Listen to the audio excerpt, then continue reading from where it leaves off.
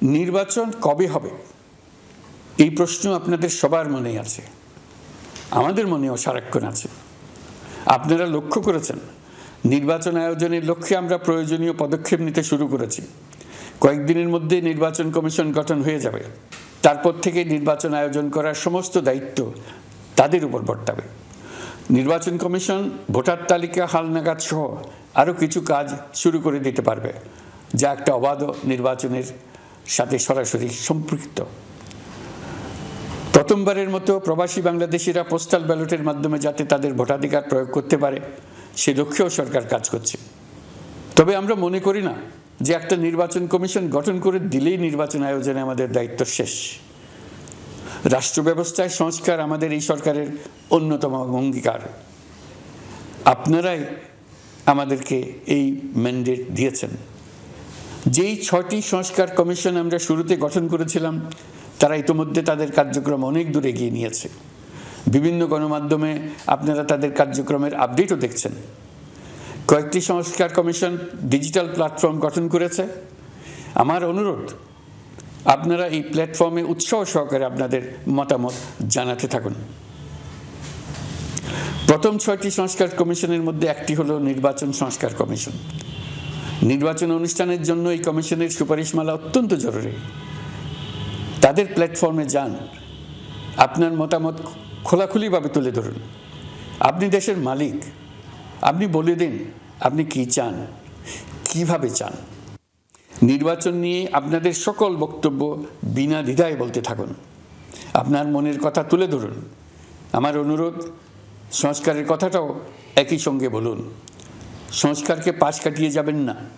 নির্বাচনের কথা বলার সঙ্গে নির্বাচন ও অন্যান্য ক্ষেত্রে সংস্কারের কথাটিও বলুন। সংস্কার হলো জাতির দীর্ঘমেয়াদী জীবনী শক্তি। সংস্কার জাতিকে, বিশেষ করে আমাদের তরুণ তরুণীদের নতুন পৃথিবী সৃষ্টির সুযোগ দেবে। জাতিকে বঞ্চিত করবেন না। নির্বাচন আয়োজনে যে সংস্কার কমিশনের সুপারিশমালায় রাজনৈতিক দলসমূহ এবং দেশের সকল মানুষের মতামত অপরিহার্য, সেই কমিশন হলো সংবিধান সংস্কার কমিশন। এই সুপারিশমালার যে অংশ সকলের কাছে গ্রহণযোগ্য হবে তার ভিত্তিতে নির্বাচনী আইন সংশোধন করতে হবে। সমান্তরালভাবে ভোটার তালিকাও হালনাগাদ করার প্রক্রিয়া চলতে থাকবে। আমি নিশ্চিত নই সংস্কার প্রস্তাবসমূহ বাস্তবায়নের সুযোগ আমরা কতটুকু পাব। তবে আমি আপনাদের কথা দিচ্ছি, আপনারা সুযোগ দিলে প্রয়োজনীয় কিছু অত্যাবশ্যকীয় সংস্কার কাজ শেষ করেই আমরা আপনাদের কাঙ্ক্ষিত নির্বাচন আয়োজন করব। ততদিন পর্যন্ত আমি আপনাদের ধৈর্য ধারণ করার অনুরোধ করব। আমরা চাইব আমরা যেন এমন একটি নির্বাচন ব্যবস্থা সৃষ্টি করতে পারি যা যুগ যুগ ধরে অনুসরণ করা যাবে। এর ফলে সাংবৎসরিক রাজনৈতিক সংকট থেকে আমাদের দেশ রক্ষা পাবে। এই জন্য প্রয়োজনীয় সময়টুকু আমি আপনাদের কাছ থেকে চেয়ে নিচ্ছি।